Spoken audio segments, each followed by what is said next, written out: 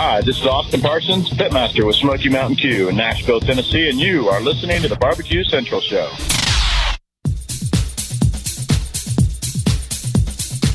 Happy to have you aboard here for the really big barbecue show. Boing. We cook because we have to, and we grill because we want to. Hit me! Fine, how's it going? You have a great show. I'm a big fan. Boing. So what seems to be the problem here? This man looks like he's dead, and he's in the crackle. Charbono! It's all about the Charbono, dude! Succulent fish. What? He ate sushi for wieners. Oh, listen, Lavernius, shut your face. I'm shaking like a dog shit peach seeds. We have top men working on it right now. Top men. And just like that, we are into the second hour. It is your live fire fun and frivolity show. The BBQ Central Show. It's just fun. It rolls right off the tongue. The fun and frivolity show. The live fire fun and frivolity show. T-shirts are in the making. I have quad fat for some of you guys as well. Because everybody got on me about who wears extra large? Too small. That's skin tight. Skin tight. Thanks again to Derek Riches and Sylvie Curry joining me in the first hour. If you've missed it, I'm recording. So just relax. We'll get back through the podcast. First hour release tomorrow, so you can get after it. Second hour on Thursday. Talk to you about Friday here in a second. Still to come on the show, the Embedded Correspondents, as you know.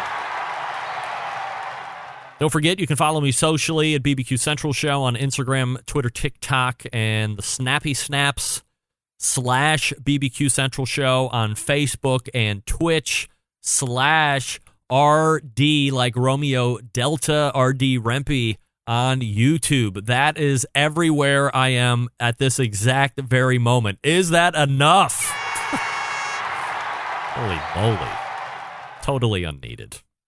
Coming up on the best moments of the BBQ Central Show in 10 minutes or less this Friday, we take you back to September 1st, 2015. The show, according to John, might have been what we will term the genesis of the Embedded Correspondents. Dare I say, the origin story. You do see a younger Doug Scheiding on this panel. Also, Chris Grove from Nibble Me This, and Clint Cantwell of Smoke Into Eye barbecue fame at that point. And as I had mentioned, Doug Scheiding all made up that panel, originally billed more as a rant show. But I agree. I think this is a precursor to the Embedded Correspondent segment as it eventually took form. And I'm not sure how it actually came to be, but here's a look into the beginnings of what you will actually see in about 11 minutes from now, which is the real-life Embedded Correspondence segment. Also, let me remind you, if there's a guest that you've enjoyed hearing in the past or a segment that you want to re-listen to or you have special feeling towards, email John a request, and he'll do his best to meet your expectation. John, Jon, at thebbqcentralshow.com. Tell him what you want or what you're looking for, or just something in general, and away you go. But you have to be subscribed to the podcast in order to get the best stuff. That's number one. All right, you want my take on the American Barbecue Showdown, right? Now, aside from sports, I am not... Andrew, you are not the father. I'm not a TV watcher. I don't have TV shows that I have to get down on. I don't have appointment television. I don't DVR jack. Nothing like that. I'd rather listen to music. So that being said, let me give you my standard disclaimer on cooking contest shows, barbecue related or otherwise. And please note, this is just for me.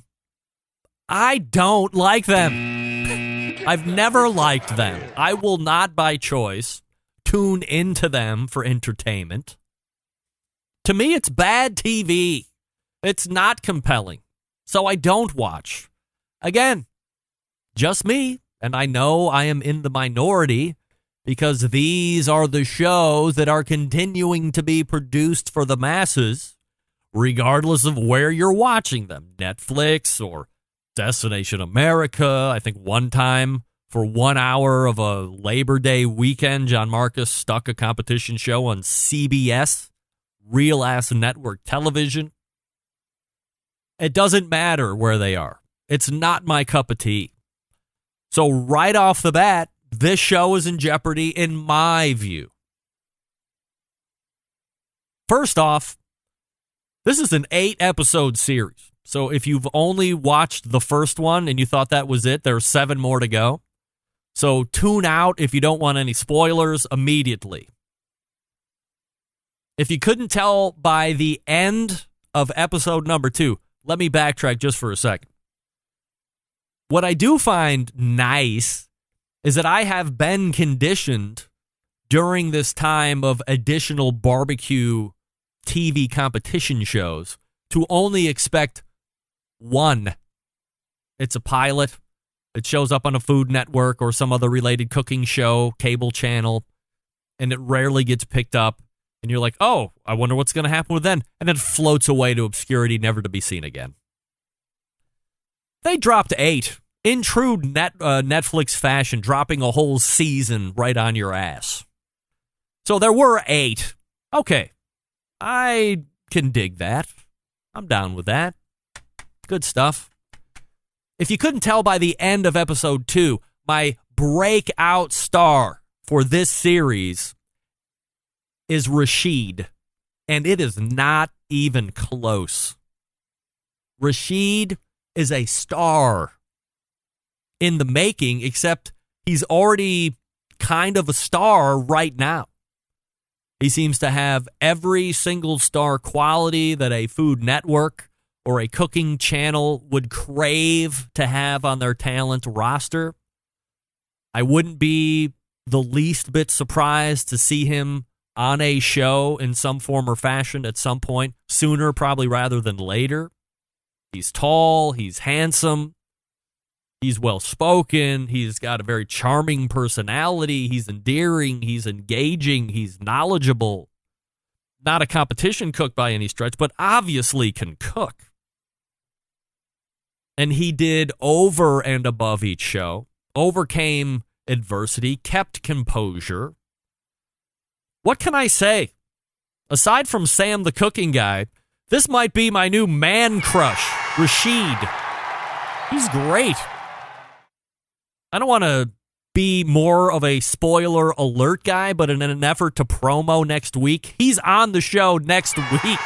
Rashid. Outside of that, the most redeeming part of the show was the lack of contention or smack talk that you would usually see in these kind of shows. That's why I did ask Sylvie directly if they were coached up to do any of that, because there didn't seem to be any of that. There did seem to be a genuine affinity between the contestants that Sylvie mentioned. I also liked the show itself being a series instead of the one-off, as I had mentioned, like you would find on any of the other number of TV shows that have shown up here over recent years. After that, it looks and feels a lot like Chopped or the previous versions of Barbecue Pitmasters, where someone's eliminated at the end of every episode, leading to an ultimate barbecue showdown where someone is crowned champion. Each show starts out with a main cooking task. Then they throw in some kind of additional secret contest during the show to test the cooking skills of each contestant. All stuff you've seen before. And you either like that or you don't. I don't. Get that big stuff out of here. One of the other things that's troubling to me, each episode is 40 minutes or so, and not to the least. Since there's not a lot of teaching or showing method, process, recipe, I would trim those bitches to 30 minutes max. 20 might be a better idea, But this kind of show is more palatable at 30 minutes max. And the other thing I would do is throw those two effing hosts the fuck out. Who are they? Bringing no value to the show. Didn't move anything forward, had no takes or opinions on anything going on, and didn't decide the fate of the contestants. Why the hell are they there? I don't even know their names. I think one guy's name was Wood. What? Get that big stuff out of here. Great beard, sweet plaid shirt, doing nothing for the show. And neither was the girl. What is her name? What does she do? Says get cooking. Melissa and Kevin could have taken up hosting and judging responsibilities themselves, and there would have been no need for 2 additional people to sit there and drink water and eat finger foods. That's had to have been what they were doing. Total wastes. There was no need for them on the show. If you're going to put a host on the show, have somebody that can move the conversation along, that can interview these folks and ask process questions or ask better questions to the judges while it's happening. I think Melissa told that dude, are you even listening to me? No, he wasn't listening. He was trimming his beard. Let's sum up. Barbecue on TV will be good for the whole of the barbecue industry, which I champion. But if you're like me, the show will not be great for you to watch. It was a struggle to get through 8, especially in 36 hours. If you like this type of show, you're going to love this. And there's 8 episodes to watch. I had plenty of feedback to get through too, but of course, I ran long.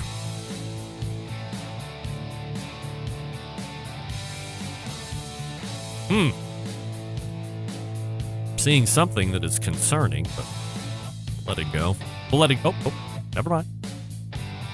I should know better. Let me talk to you quickly about the BBQ Guru, makers of automatic pit temperature control devices, number 1. Number 2, making outdoor cooking fun and easy because they have the cool stuff that can do it. They created the technology. If you want an automatic pit temperature control device, you go to the BBQ Guru and get one. If you want a ceramic cooker that's compatible with your BBQ Guru temperature controller, you go to the BBQ Guru and you get the Monolith. Got a built-in power draft fan. You hook the controller to the power draft fan. You have a bunch of accessories with that. You're not getting nickel and dimed like you are with a lot of these other ceramic companies.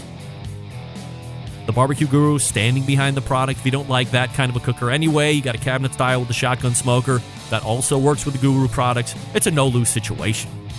They got great accessories too, like the rib ring, doubling your ceramic rib output for like $30 or whatever it is. Go to the website, bbqguru.com, or call 800-288-GURU. 800-288-GURU. The BBQ Guru continues to be a breakthrough in barbecue technology. The smell of malfeasance is in the... I said malfeasance. By the way, open your ears. The smell of malfeasance is in the air. We shall clear it when we get back. Stick around.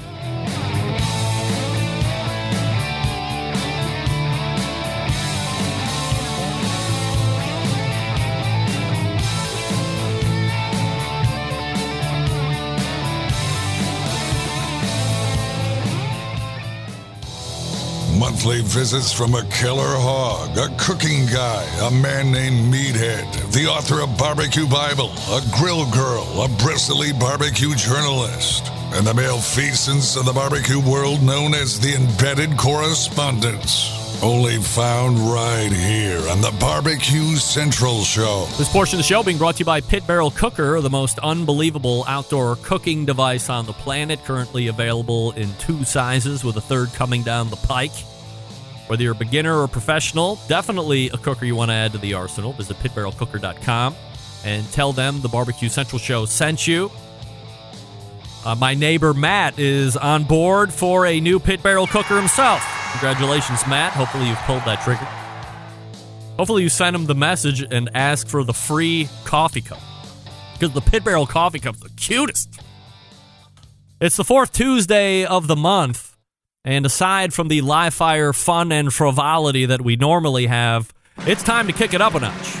As we welcome back the Embedded Correspondents. Gentlemen, we welcome you back as we start to close out the month of September, pushing into the last quarter of the year, if you can believe it or not. I know Doug wants to say it, but 2020 is rapidly coming to a close right here. Plenty of stuff to get to.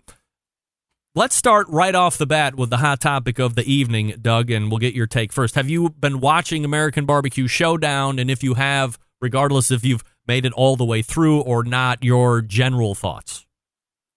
I haven't started watching it yet. All right. Do you have any general expectations after hearing Sylvie and Derek and myself, hopefully not jading or coloring your expectation? Well, isn't that the show that Kevin was talking about last week? Yes, absolutely. Yes, I was kind of excited to see it, and that coupled with the the chef's table, I will adventure to Netflix, which I haven't really before. So, but yeah, I plan to watch it at some point. All right, what about you, Rusty? I watched the first episode, and I'm going to watch it more. But here's my problem with shows like this, man. Great. These judges are so pissed off all the time. They're eating delicious food. Melissa's Cookson's a very nice lady. Do you know that? And she looks... No. Okay. I don't. All right. But I know judges who I've talked to. They're very nice people. But once they're on these shows, they turn into these complete... I'm not going to swear on the show anymore. Why? But yeah, I bleeping out and stuff. I don't know the bleeping out. I'm going to try to use new creative words like you'll see. So, but the problem with these judges are they're like giving them the best food ever, right? And they're mad about it. They're just always pissed. Like, oh, this asparagus is floppy. I'm like, dude, shut up. Like Tuffy Stone's cooking your damn food. Be appreciative. And it's always the same. Kind of like what you said, Greg. They're all the same. But Tuffy Stone wasn't cooking the asparagus. It was shotgun. No, I went off in a more of a generalized, barbecue television show and Chopped and stuff like that. And they're just very unhappy people. And I just want someone to enjoy judging. Do you think that they're coached up to be a little bit more on the edge? I think they stop the show and say, "Excuse me, did you say you like that steak? Could we re-roll that and say that you don't and tell us why?" That's what happened. Do you really think like that? You think they're told to be a little bit more vindictive than be nice? I believe that's the case. All right. So until proven otherwise, that's what I'm going to stick with. I would go to John Solberg and ask his thoughts, but we know he's not watching any of that. He is saving it for the retirement home. When he retires off of the properties and estates in northern and central and southern Michigan. So we'll save some time there. Well, let me just ask, John, just for fun. Just no interest yet, right? I mean, we haven't peaked anything. Just we're sticking with our F that. Well, I really want to see Sylvie, but I'm sticking to my guns. I'm saving it for the retirement. All right. Let's go ahead and answer a question from last week that was held over. John, we'll start with you. Best rock and roll drummer, Neil Peart or John Bonham? John Bonham, hands down. Hands down. Nice. Nobody ever heard it. No one ever heard of Neil before he died if you weren't really into music. Oh. Well, then I'm really into music. That's good to know. Doug Scheiding, yes. Neil Peart or John Bonham? Rush sucks, Bonzo, hands down. Wait, I don't know if that was the question. I think we were just talking about the drummers, but that's all right. Rick Allen of Def Leppard is amazing, and my best drum solo I've ever seen is Tommy Lee in the Cage when he goes 360. Great. Both not options. That wasn't the question. Okay. I know. Rusty, Neil Peart or John Bonham? It's definitely John Bonham. It's not even close. It's not even close. What? Why? Why? Sorry. Now hold on. I hate prog rock. Can I please just rein everybody back here? Don't. We're not talking about Rush's music or Rush as a band or anything like that. Whether or not YYZ is one of the most overrated instrumentals. We're not talking about any of that. We're talking about the quality and legendary status of the drummers, and that's it. Outside of the music, if you put Neil Peart on a set of drums and John Bonham on a set of drums, which one is better? That's it. The difference is that Neil will have his 45 set piece, right? And John Bonham's like, put me in the bottom of a pool in a church and let's play some drums. That's badass. Yeah. All right. Easy enough. John Bonham wins. By the way, my pick was John Bonham, too. No qualification needed. Rusty, hedging your bets on the Sear Revolution. Would you like to explain yourself? Because here's what I'm pulling out of your podcast. This is me talking like I'm you. I really want to win with searing. I half-ass it. When other people do it, they do well. When I do it, I don't do well at all. So I'm going to pull back, go traditional, hope to get a golden ticket that way so I can get down to Fort Worth and then revert back to searing. Is that what I'm hearing? Yeah. That's perfect. That's absolutely perfect. My teammates who never cook a steak get second. I get 33rd. Like, come on, man. Come on. I can't be doing this anymore. I can't be freaking. Yeah, here, give me those real quick. But isn't this where real change is made? Uh-oh. Hate bloggers around. The haters. The hate bloggers around. Isn't this where real change is made? It is. It is where change is made. I'm so sick of cooks saying that they're so angry that they have to cut the chicken a certain way. I'm like, it's because you cooked it. You trained the judges to think that way. Mm-hmm. And we're so young now. We have an opportunity, like you said, Greg. And this is I talk about the Sear Revelation, but this really came from Greg Rempe. So let's keep that in mind. That's right. I'm just a vehicle, for your You're putting rubber to the road. I'm the CEO. No. I'm the CEO, but you're the guys with boots on the ground making it happen. I'm just a big vision guy. That's right. Yeah. But I just keep on screwing it up, man. I can't freaking do it. So I'm wussing out. I'm having a crisis right now. I have a lot of cooks left, and I don't know if I want to continue right now until I get that golden ticket and go to Fort Worth and bathe in the glory of Texas and come back and maybe I'll try again. But I want to do it. I'll always do it in Utah. But when I leave Utah, I'm not comfortable doing it. That's where the revolution stands. But if you come to Utah, the second you pass into these borders, bring your weapons because the revolution is live. Doug, go ahead. Is it the appearance score that's killing you? It's not bad. The taste actually I got super good on. It's there's a little bit of that, but it's mostly the tenderness that I'm for some weird reason. The 33rd was I cooked the perfect sear, perfect steak. I loved it. It was very tasty. I should have turned it in. I panicked. I took a steak as like a noob and put it in a pan that I just seared with butter. That's way beyond, done. So I just had all these good burnt pieces in a seared pan, and here I am trying to turn that into judges, and now I'm complaining about it. That's the bottom line. All right. Well, I would be lying if I said I'm a little dismayed that you're giving it up just to chase. On the other hand, I'm providing zero financial reward for you or supplement or stipend or anything along those lines to make you. I mean, if I was paying for your entry fees and I said, Rusty, look, a tough S, I'm paying for your entry fees, I'm paying for your travel, you're going to sear every steak. Would you do that? Would you compromise the potential golden ticket to continue to be sponsored by me? I'm just saying that as a speculatory offer. Maybe that's something that happens down the road so you can push my agenda. But would you be like, you know what? My pride is too much. F your money. I'm going to try and get to Fort Worth, hell or high water. Or will you sacrifice and say, I like these cash ducats, and I'll just continue to try and get that ticket with the sear?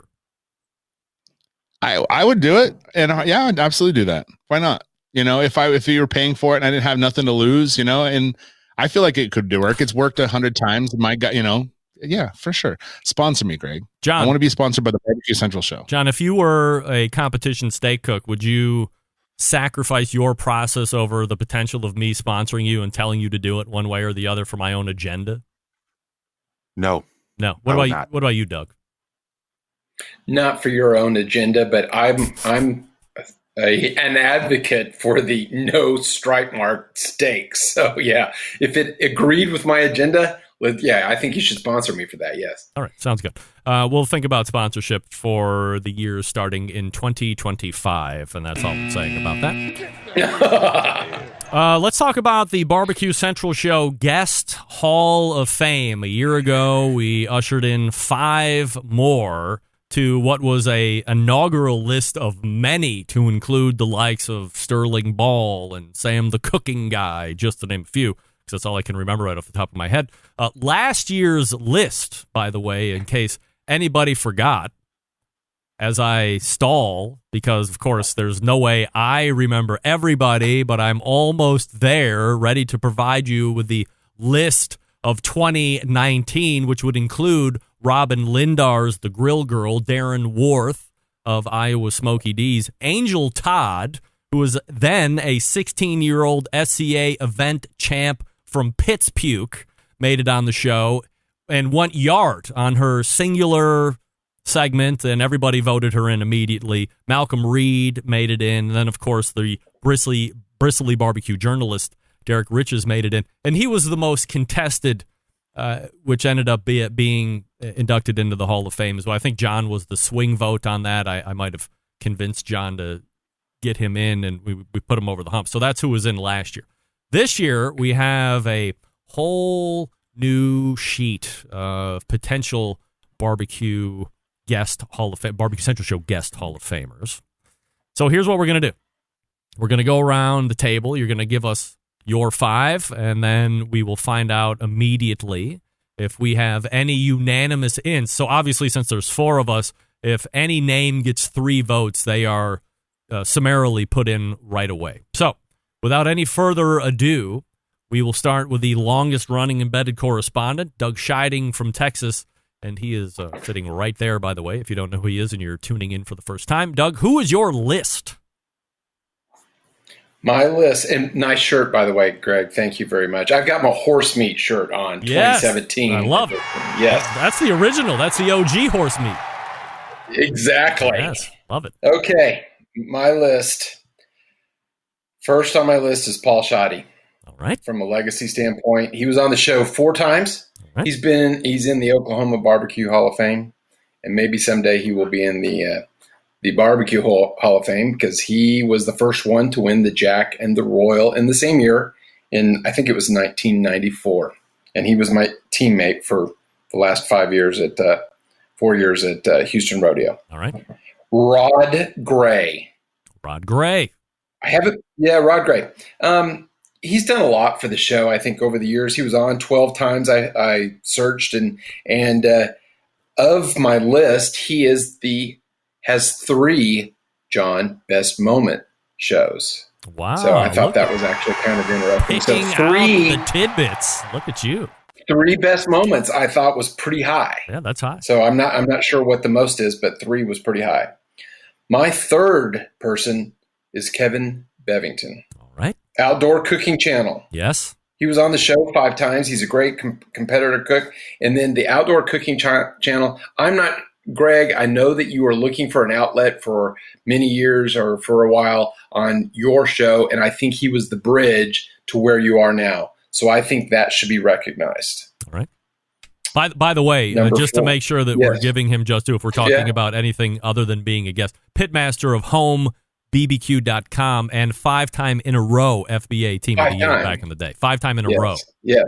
Yep. Yeah. And what did he do KCBS too or no? Yes, I think in any number of those years where he won FBA championship, he was also top 10 in KCBS at the same time. And where he was in Oviedo, Florida, there was like hardly any KCBS local contest to him. So when he was doing KCBS, he was going out of state, which was any number of, Rusty's a road warrior too, but Kevin was doing it and successful in both of those competition bodies. So I thought the barbecue was just the icing on the cake. I actually thought his Outdoor Cooking Channel being a bridge to kind of your outlet and getting to where we are now, I think was actually the main point of contact, point of it. All right. Pat LaFrida. All right. Every time he is on, I learned stuff, especially on the dry aging.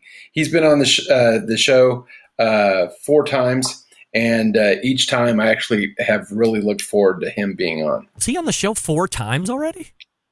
4 times. Wow. I looked it up. All right. I'm only remembering 2. Really? Okay. It's all right. All right. My last one is a little bit of a wild card. Okay. Okay. I changed it actually. Last week, I listened. It was 2 days ago. Yeah. Last week, Kevin Bledsoe was on. Yes. Dude, that was an instant classic. That was awesome. He's in the Hall of Fame? I would put him in a Hall of Fame as a one-off guest. Wow. I mean, what up, you G-Money? How you doing, baby? Till the casket drops. When you go to a vegan restaurant, you expect me. I mean, it was just hilarious to me. This was filmed last year. You feel me? I mean, I was just loving it. Yeah. I listened to it 3 stinking times and wrote down about 15 different lines that he said. And, he announced his book is coming out next week. So, and we even cooked beaver, Greg. And you said, that's my favorite. Yeah. Right? And then I didn't say anything other than that.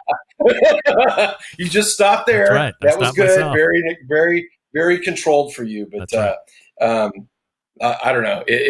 I just thought it was an instant classic. And I thought, if Angel Todd can get in, Kevin can get in. All right. Doug's list, once again, Paul Shoddy, Rod Gray, Kevin Bevington, Pat LaFrida, and Kevin Bledsoe. There you have it. Then we move to the second longest running embedded correspondent from the great state up north. That's what we say in Ohio, better known as Michigan. John, your list, and let's see if we start to make matches. First of all, my list approach is slightly different. I look at them as being a guest, and what they done on the outside. I don't look at them statistically. That's right. I'm looking at a good guest. That's right. Guest Hall of Fame. In no particular order, Donnie Bray is on my list. You cannot listen to Donnie Bray talk about his 2013 Team of the Year chase and fail and not just feel connected to that guy as a guest. Every time he's been on the show, he's in the game. I'm coming down to Connie Rempe. Connie Rempe deserves a spot in the Hall of Fame. She's been in the bullpen for years. If you called her up today, she'd activate. She'd be on the mound because that she's always been there, pulling out recipes and filling holes. Coming on down the list, Rod Gray, of course. Oh, he's Gray on my list. That's number 2. I'm marking it down. Very good. I got to go then on down to Brian Knox Spices. Wow. I mean, that guy's he's a great guest and an integral part of the show that a lot of people may not know about. And bringing my list around, which was a change. I was back and forth on this. I got to go with Lene Oxley. Lene Oxley is a fantastic guest every time she's on. I enjoy her a lot. Lene Oxley Loop makes it on John's list as well. Back it up just for a second, John, and teach these motherfuckers about Brian Knox and why you feel he is an integral part of the show from back in the day.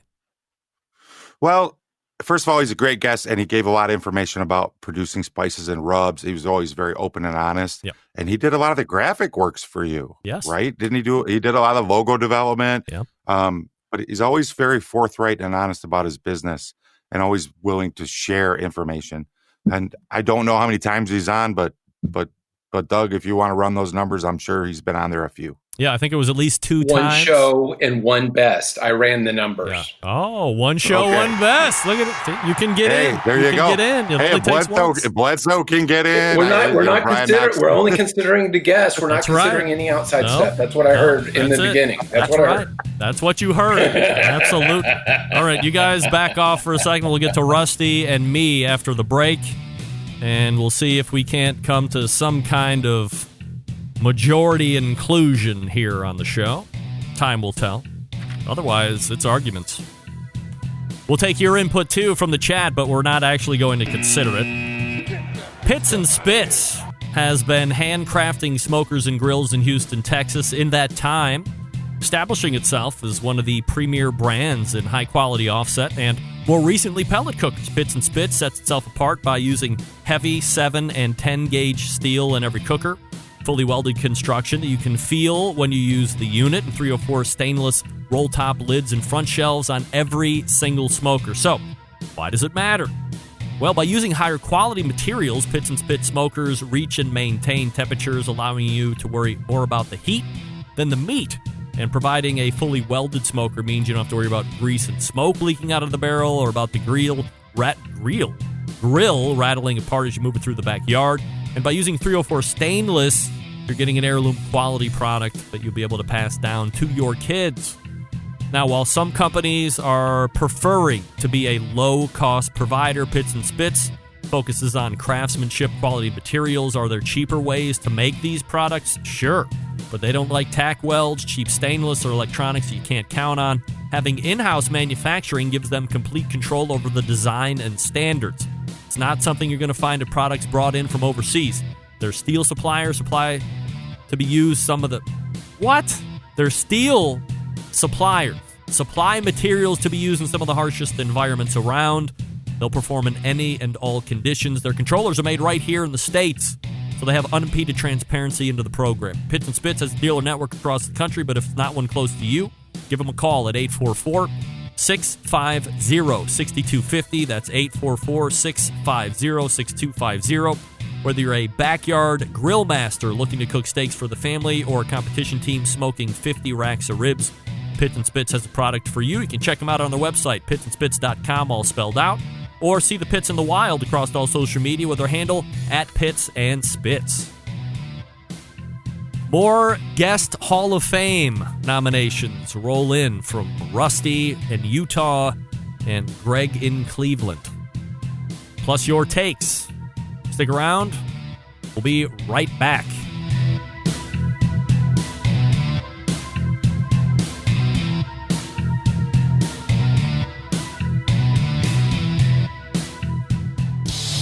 Celebrating over 10 years of prolific and unparalleled live fire barbecue and grilling talk.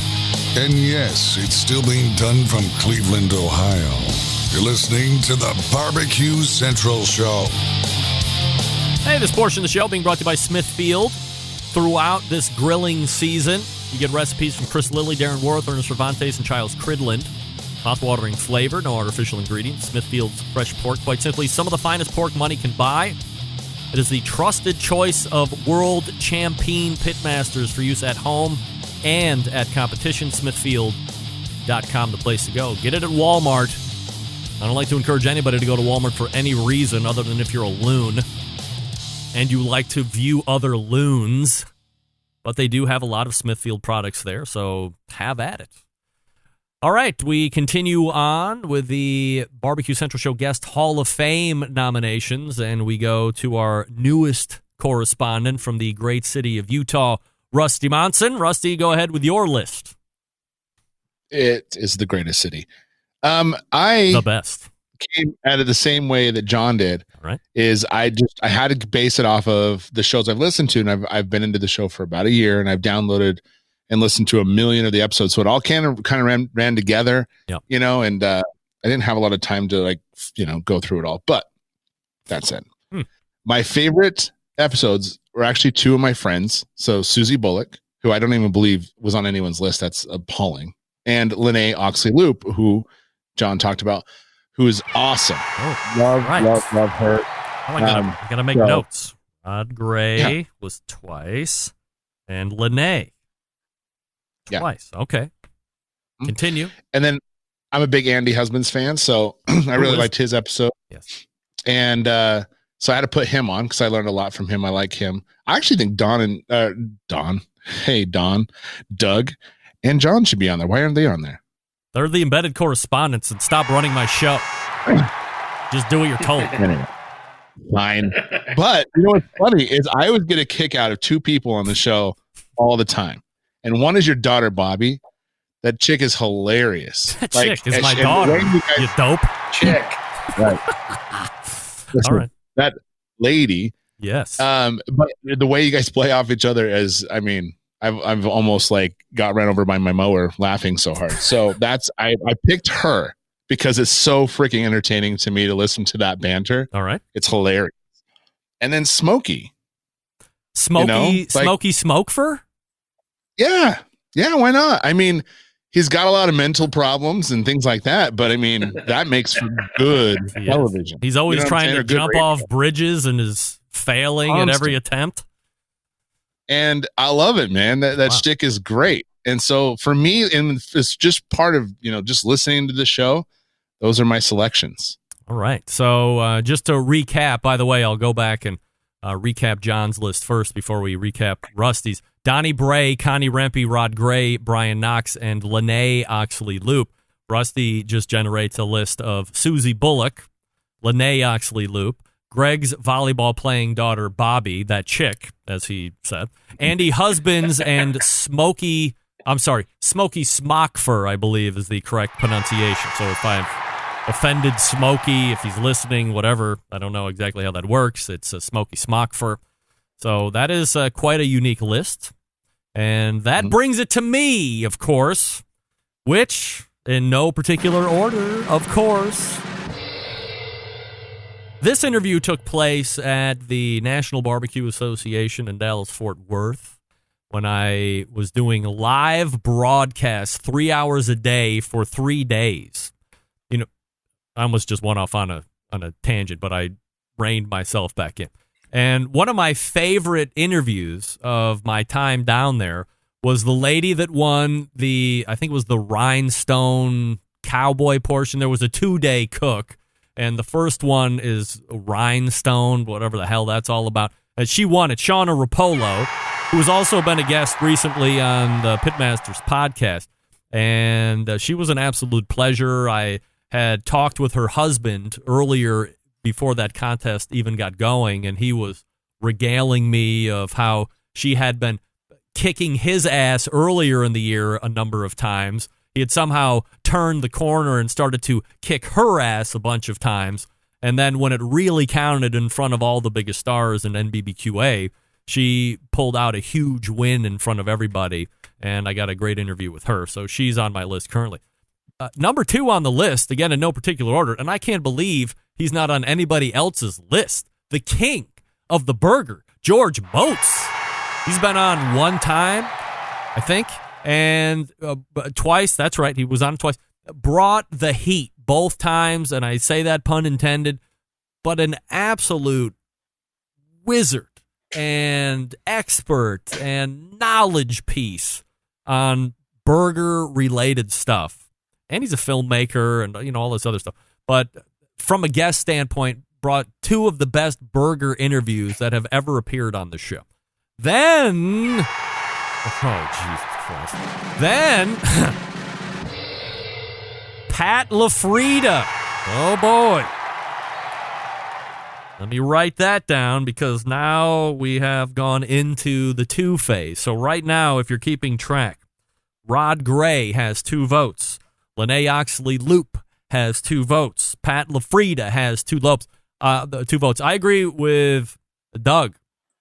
Pat LaFrida has been a fantastic guest. He's brought a tremendous amount of insight into a portion of the barbecue industry and grilling industry and restaurant industry that I had no idea existed. I just didn't even know where the hell meat was coming from. Every once in a while, I'd see a Cisco trailer out front of somewhere, and I just figured it all rolled down the dolly from there. But there had to be coming from another place on top of that before delivery. And here is a business like Pat LaFrida, who's getting orders at 2 o'clock in the morning for cuts to be then shipped out for something that's going to be served later that day. I mean, it was absolutely mind-blowing. The fact that, Doug, what was the percentage? Was it 85% of his inventory being sold was dry-aged beef to some degree? It was dry-aged. It was crazy, and they were building a new warehouse to house it all. Insane amount of percentage of dry-aged beef, which just goes to show how popular that portion is. So Pat LaFrida wins for me. Oh, by the way, folks, in case you're keeping score, we have our first 2020 Barbecue Central Show Guest Hall of Famer. That is Rod Gray. I picked him as well. So we mark him off. Look, I don't know what one can say about Rod Gray. In his heyday, there were few guests that were as happy to appear whenever I asked. I don't know how many times he's been on the show, but it has been a number of times. It has been one-off segments, 12 times, thank you. It's been one-off segments. He's been part of some of the best roundtable shows that I have done in the past. He has never held anything back. One of the most popular solo segments that he ever did was when we talked about sponsorship of barbecue teams. When you're a team, how do you go about soliciting sponsorships? Things that you need to do in order to be attractive to somebody that's going to be spending their money on you.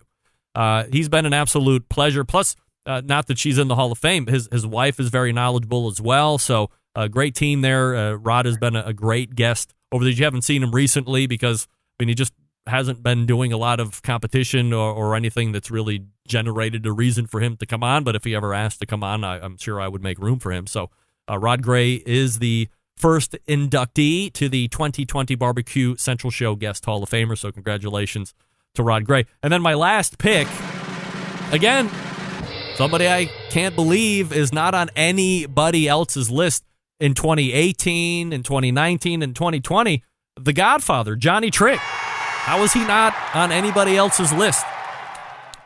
One time, one off, had a great interview, was a little reserved up front, but by the end of it, was just as gregarious as the next guy that was his age at that point, shared a lot of information.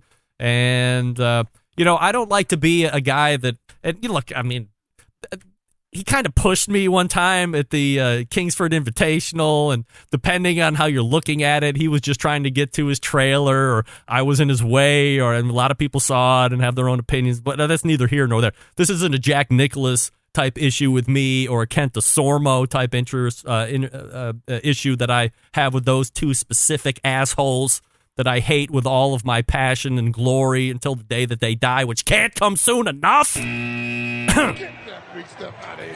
But I think Johnny Trigg should be in the Barbecue Central Show Guest Hall of Fame. So here's where we sit, ladies and gentlemen. As we review, we have one person that is in, which means we have 4 slots that are open for discussion. Rod Gray is in, uncontested. Almost 100% universally. We have Lene Oxley-Loop with 2.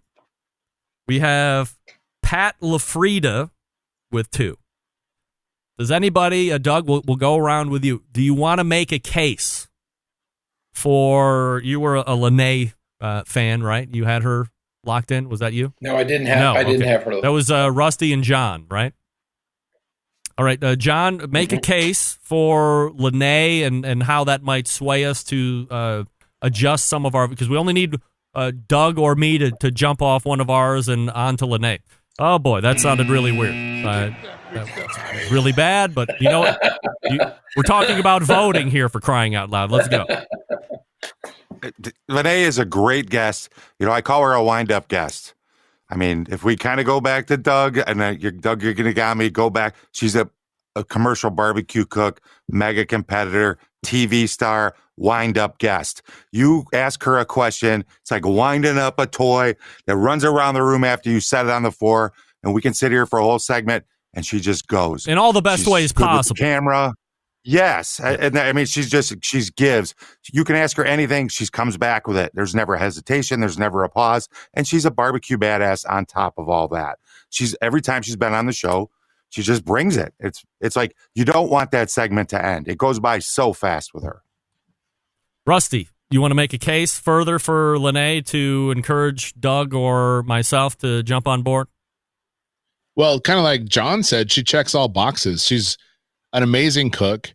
So, all those people are just, do well and just come on the show and are in the Hall of Fame. She checks that box.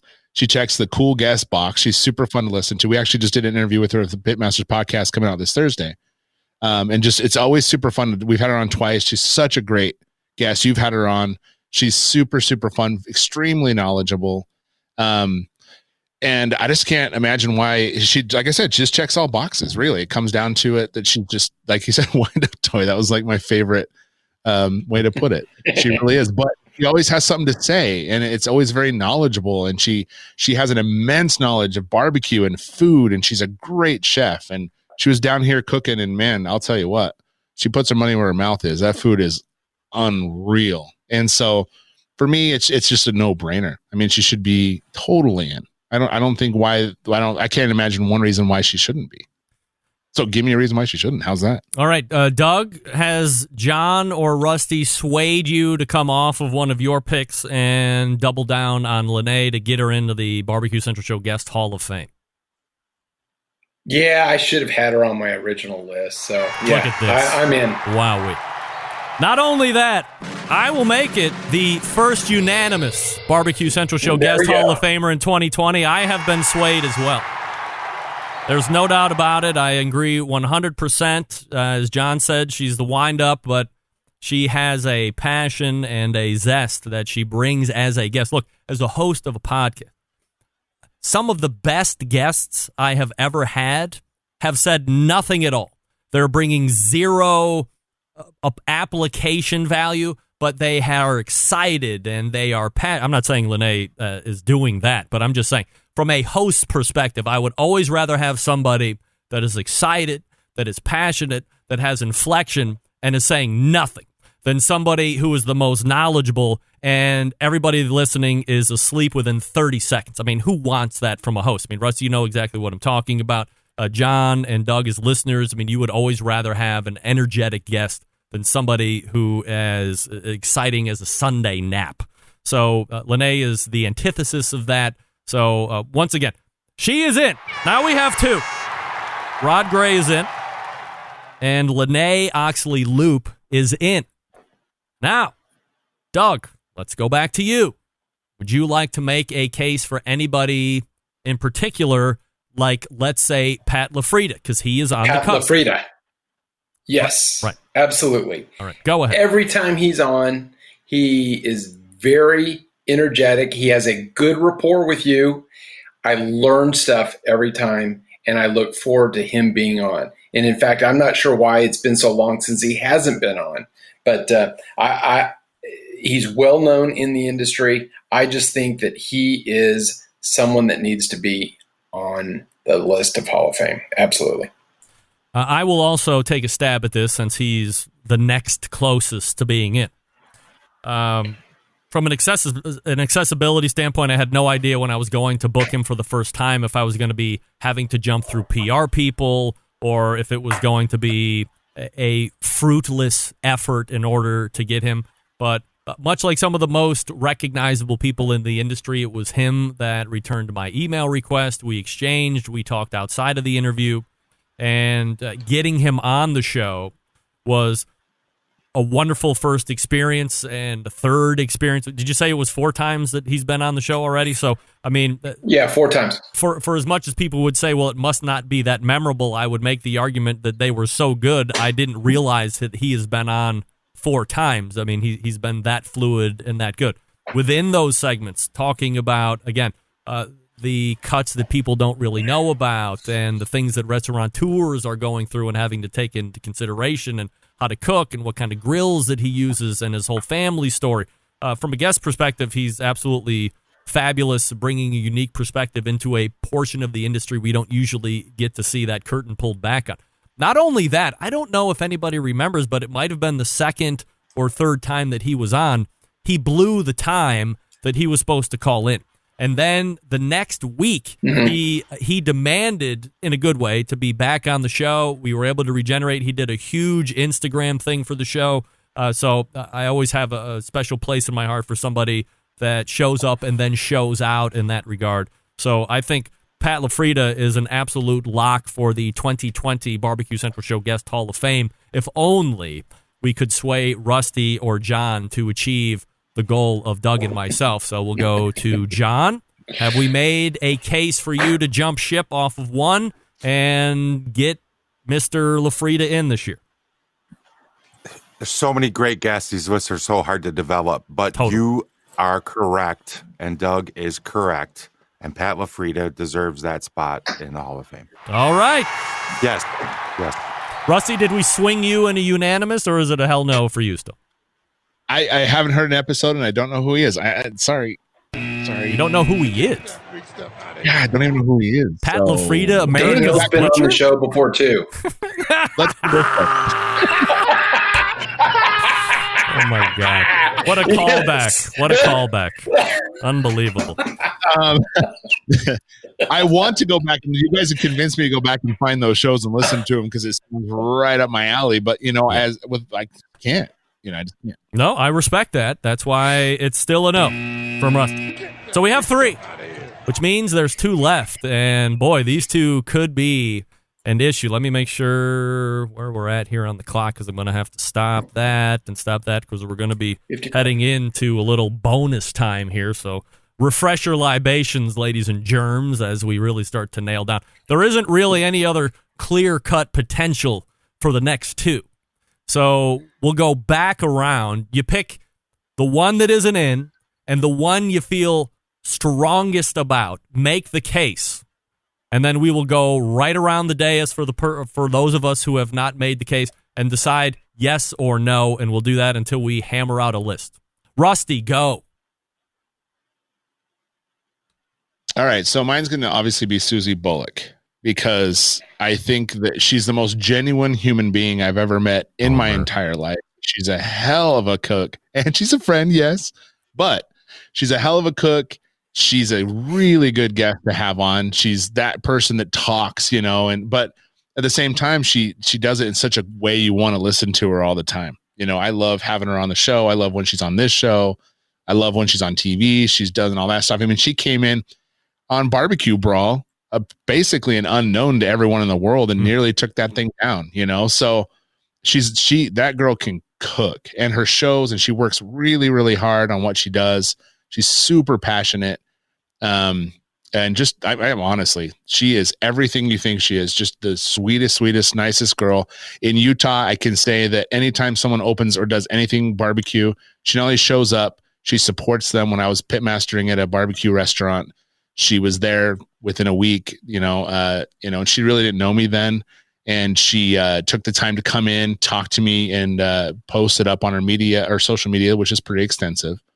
And just really takes the time to promote Utah barbecue in general. And just like Lene, man, she puts her money where her mouth is. That girl can really, really cook. But from a guest standpoint, you liked her as a guest on this show, right? Oh, amazing. Like she just has a lot of energy. She's super nice. I think she's a great guest. She's one of those guests you're like, oh, like kind of like John said, just locked and loaded. Like you put Susie on and just roll and just go. Because she's going to be a good guest, and she's going to hit all those points. All right, we will go around to see if Susie gets in. Doug, yes or no? I've met Susie once, and this was right after actually she was let go from Traeger. And she was still the most positive person. She used to write recipes for Traeger. And then she was let go. It was actually at ThermalWorks, et cetera. And she was as nice as could be. And I'm with you. I should have put Susie on the list. So she's a great guest. She was your first guest and on your 1-year anniversary, Rusty. So I know you're a homer, but I'm with you. She's good. All right. So that's 2. That leaves it up to me or John to be a deciding yay or nay. And we're not looking to, get out of this. This isn't like late in the game and all of a sudden the strike zone opens or any bullshit like that. We're in for the long haul here. So if you feel passionate about a no, then it has to be a no. I'm not telling you anything that you don't know, John. So yes or no for you, Susie Bullock? In my best Simon Cowell, I'm sorry, it's a no from me. Wow-wee. All right. As I have become fond of saying on this show, roundly rebuffed by the gentleman from Michigan. All right, so that's a no for Susie. So that means it's up to me to put Susie in. Now, as I go back through and think about Susie as a guest, first time on the show, pulls 2 segments alone. Next time on the show, pulls 2 segments with Todd, who was not keen on being on camera or being interviewed, but did it anyway, of his own volition. He wasn't forced by me or Susie or anything like that. And then as I think about the content that we exchanged in those 2 interviews, We talked a lot about history. We talked a lot about life and the risks that she had to take. Look, I have to say, she's in 100%. Susie Bullock is in. The amount of stuff that she shared and the passion and zest and excitement and energy that she brought as a guest, which, again, that's all I care about. I mean, honestly, I would have her on once a week. I would have her as a monthly guest on this show. I mean, I like her that much, and I think I probably thought she was already in last year when I was thinking about generating these lists, and I just didn't go back and cross-reference properly. So now we have Rod Gray, Lene Oxley-Loop, and Susie Bullock in for the 2020, which leaves us one spot. I can't believe that, John, please go ahead with something. You didn't mention Pat, so I want to make sure we're only down to one spot. Frida. Yep. We're down. Oh. Okay, we're correct. Rod Gray, Lene Oxley-Loop, Pat LaFrida, Susie Bullock are in the Barbecue Central Show Guest Hall of Fame, which leaves us with one name left, one spot left. John, let's have it. This is a tough call between the two, but I'm going with Connie Rempe, just for all those times in the bullpen, bringing that recipe corner. And I'll be honest, I do not want to, I want Donnie Bray in, and next year he's going to be one of my champions, but that's a lot of hours, a lot of recipes, a lot of going there. You don't have the guest back in the early days. She was there, and she always brought it. So I that's all I can say. The Recipe Corner is still one of my favorite segments today. Doug, how many Recipe Corner segments have I done of the best? Probably more than Rod Gray. That's a good point. I didn't look that up. I'm sorry. All right. So John is remaking a case for Connie Rempe, better known as my mom. So now it is left up to the panel to decide if she will get in or not. Let me say this. Because it's my mom, should have zero bearing on whether you think she gets in or not. There are no axes to grind. There's no ill will. There's nothing. If you don't think she's supposed to get in, it's a no. We roundly rebuff on the show, as we have seen with John Solberg this evening. Go ahead. Give me your yes or no, Doug. When I saw John's list, I was thinking... Greg, what is your father's name? I apologize. I don't Bill. Remember. Bill. Okay. I was thinking it was the combo of Connie and Bill, and they were my alternate number 6. Connie by herself, I have to say no. Roundly rebuff. Wow. Setting up for a potentially dramatic situation. Rusty, yes or no? Yes. Yes. It's over. By the way, Rusty, let me make sure that if you're only a year or 2 years in and you have no fucking idea who Pat LaFrida is, I'm going to go out on a limb and say you don't know who my mom is. I never met your mom, never heard her on the show. I listened to the best moment. Missed it. I missed it. Yep. I can't vote. It's over. Yeah. All right. It's a no for Connie Rempe. As Simon Cowell would say. Yes. It's a no for you. All right. Damn it. Very close. Very close. All right. Now I'll go ahead and give it a stab. I am going to go with... All right, I'm going with George Motes, and here's why. I want you guys to think back at the first time you heard George Motes on the show, which hasn't been that too long ago. Here is a guy. I mean, think about the last time that you heard an individual with such a zest for a particular niche in the live fire industry. There is nobody out there right now. I mean, we all love burgers. We all would eat burgers every day. Cheeseburgers are the most fantastic thing that Jesus Christ ever made, and he doesn't even exist. George Motes talks about burgers, the likes I have never heard, and the passion and the expertise and the history lessons that he brought on this show cannot be rivaled. Not only are they second to none, they are unapproachable. He is roundly Teflon when it comes to anybody knowing more about burgers than he does. And with the excitement and zest and joy that he talks on this show as guest is substantial. There is no reason that George Moats, guest, should not be in the 2020 Barbecue Central Show Guest Hall of Fame. Doug, is there any reason we wouldn't put George Moats into the Hall of Fame right now? I was hoping you'd pick one of the other two. Moats was the guy that I would potentially vote for, so I would say yes. Yes.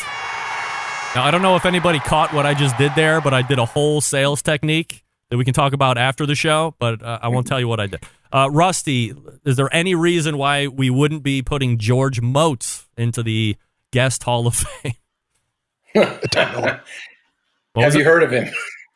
He doesn't know. No. All right. He doesn't know him. That's all right. So that's a no. It's a round rebuff from Rusty once again, which leaves it all into the hands of my favorite embedded correspondent, John Solberg, from, by the way, my favorite state of Michigan. John, as we recap the reasons that I liked George Moats to be in the Guest Hall of Fame this year, is there any reason why you wouldn't agree to put him in? It's a great sales pitch, by the way, but I'm sitting here and he's a great guest and there's no doubt about it. But I have to be careful because I'm sitting here thinking, well, this is a great way to block Trig out of the game. So I don't want to just take him for the block. But you're right. George needs to be in the Hall of Fame. That's right. George Moats is in. The Hall of Fame. All right. There you go. I mean, Johnny Trigg wasn't even on the block, right? I mean, he was not even near. It was just, I would have had to argue for him. I don't know if that changes, but if you know, I didn't know it was going to happen next. I think were we out of slots? It's like I don't know. Yeah. I don't. At some point, he don't know you anyway. I know all about that too. Oh my goodness! All right, so if I may reveal in no particular order, folks, your 2020 Barbecue Central Show Guest Hall of Fame list. Here it is. Rod Gray was the first one in. And that was it. That was the only unanimous or majority rule inclusion into the 2020, so we'll have to set an asterisk on that. Everybody else was pitched and voted. The next one in this year was Lene Oxley-Loop from Sugar's Barbecue. Fabulous guest, we all agree. The next one, America's Butcher, that Rusty has never heard of, Pat LaFrida. LaFrida.com. Then Rusty's pick, Susie Bullock, Hey Grill Hey, which I agree. Great guest. And again, Susie, if you're listening, I would love to have you on once a month. We can talk about it, but I don't pay. And then rounding out the top five, burger expert extraordinaire, George Moats. Wow. There you go. You know, Rusty, I hate to say this, but I was going to take Bobby off of your list and make an argument for her just to see who would vote yes or no. But considering I was a hard no myself, I couldn't make the argument. By the way, if any of my other kids found out that one of their siblings got into the Barbecue Hall of Fame before they did, that's a bad life for me, if you know what I'm saying. We don't want that. Don't want a bad life, everybody. So there you go. Rod Gray, Lene Oxley-Lou, Pat LaFrida, Susie Bullock, and George Moats are all in the Barbecue Hall of Fame. And we've done it. I can't believe it. We came to a confluence of agreement, a quorum, if you will. John, is that a quorum that we did? Is that the right word? Yes? That was, the meeting is a quorum, if I believe, right? This meeting is a quorum. Doesn't it require a certain amount of people? Is that what it is? More than 3 or some shit like that? Isn't it a percentage of the overall group? I'll get back to you on that. We'll figure it out and talk about it next month. We'll define what a quorum is. You could have just said yes and we got away with it, but no. Now we got to figure it out, just like Stephen Reichland and the bacon brisket. So, all right, before we go, let's do the promotion portion of the segment. Rusty, anything going on that you would like to promote before we head up? Well, we have on the Pitmasters podcast the new Barbecue Central show Hall of Famer Lene Oxley-Loop this Thursday. Very good. So check that out. Still listen to Doug's episode. That was a really good one. That was a lot of fun. Yep. So yeah, that's what we got going on. All right. No other cooking or anything like that? Yeah, heading down to Dixon, California, then on up to Casper, Wyoming, and then down to Vegas, and then out to Kansas, and then Shawnee, Oklahoma. All right. John, promotion for you. What's up? This Friday, best moments of the Barbecue Central show in 10 minutes or less. Don't miss the new episode. Hey, get it wherever you get your favorite podcast. I don't want to interrupt here, but look who just jumped in. Susie Bullock, you're the best, Rusty. Thank for the knot. Hey, Susie, F. Rusty, we voted you in this year. You're in the Hall of Fame. Exactly. Come on, Rusty, give me a break. There were 2 other votes. Yes. Yeah, that's right. Well, actually, me and Doug were kind of the most important votes, I think. Right? Exactly. Yeah, my goodness. All right, Doug, what are you up to? I was on the Pitmaster podcast last week, in case you missed it. This week, I'm on the Baseball and Barbecue podcast, part 2. It's actually out right now. I listened to it yesterday morning. Very good. Very good. So, yeah, I had a lot of energy. I'm on a TV spot for Traeger on Thursday, which will be aired 10/1 in the Dallas marketplace, called Texas Today. And I'm going to be on Head Country Instagram Live. They're re-releasing their sugar-free, and I'll be answering barbecue questions on Saturday morning. Right. You can follow me on Instagram at Rogue Cookers. Thank you. Cookers, there you go. And I will thank the guy to my right as you're watching, the longest-running embedded correspondent, Doug Scheiding from Texas. And then just below me, I have John Solberg from Michigan. And down there at the bottom right is the man, the myth, the legend, Rusty Monson from Salt City Barbecue in Utah. Guys, always appreciate the time. And thanks for another outstanding Hall of Fame inclusion, induction, and whatnot. We'll see you again next month. There they go, the Embedded Correspondents. Absolutely incredible. All right, I am caught up on reads, I think. Am I? Yeah, I think we're good. All right, let's go ahead and make tracks to get out of this bad boy all the way back in the first hour. We talked with Sylvie Curry about American Barbecue Showdown. Also, I'm pitching to you to go see Chef's Table Barbecue Edition. After Sylvie, Derek Riches, 4th Tuesday of the month regular guest, and we talked also about his thoughts on the American Barbecue Showdown and the Chef's Table portion. Second hour, the Embedded Correspondents, and I jamming it up, voting in the 2020 Barbecue Central Show Guest Hall of Famers, to include the likes of Rod Gray, Lene Oxley-Loop, Pat LaFrida, Susie Bullock from Hay Grill Hay, and George Moats, America's burger expert. They will be added to the website over the course of the week. Checks and other stuff that you won't actually get will be heading out into the mail here shortly. You know what I really like about our crew of Embedded Correspondents? When it is time to roundly rebuff, when they feel the need to roundly rebuff, they roundly rebuff. No second thoughts. We know what it is. We need decisiveness here. People that vote on other stuff could take a lesson from us. We're decisive and courageous on this show. We got a big show planned for you next week. It's a bonus week, the 5th week of the month. I got some great guests already lined up on that one, so stay tuned. September 11th, 2001, I will never forget. Until next Tuesday at 9 p.m. Eastern Time, this is your program host and proud U.S. American, Greg Rempe. Good night now.